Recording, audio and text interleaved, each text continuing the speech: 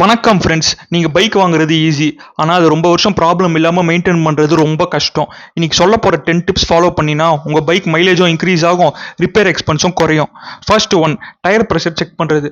Tyre pressure கரெக்டாக இல்லைன்னா mileage குறையும், டயர் சீக்கிரமாக தேஞ்சிரும்.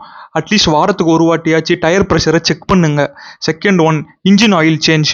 இன்ஜின் ஆயில் தான் உங்கள் பைக்கோட பிளட் மாதிரி. டைமுக்கு சேஞ்ச் பண்ணலன்னா இன்ஜின் பார்ட் சீக்கிரமாக தேஞ்சிரும்.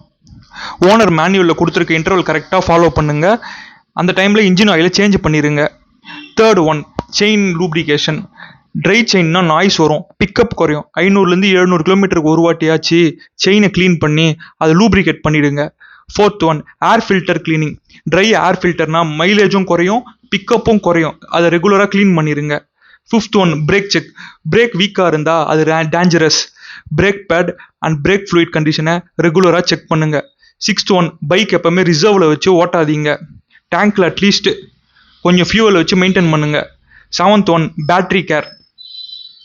பைக் யூஸ் பண்ணாமல் ரொம்ப நாள் வச்சா பேட்ரி வீக் ஆகலாம்.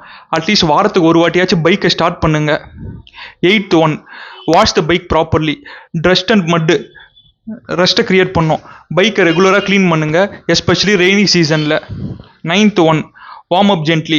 பைக் ஸ்டார்ட் பண்ணதும் உடனே ஃபுல் த்ராட்டில் கொடுக்காதீங்க, கொஞ்சம் ஸ்மூத்தாக ரைட் பண்ணுங்க. 10th, service on time. Service ஷெடியூலை மிஸ் பண்ணாதீங்க. ஸ்மால் ப்ராப்ளமை இயர்லியாக ஃபிக்ஸ் பண்ணினா பெரிய ரிப்பேர் எக்ஸ்பென்ஸ் அவாய்ட் பண்ணலாம். இந்த 10 டிப்ஸ் ஃபாலோ பண்ணினா உங்கள் பைக் இயர்ஸாக ஸ்மூத்தாக ஓடும். உங்கள் பைக் என்ன மாடல் கமெண்ட்டில் சொல்லுங்கள்.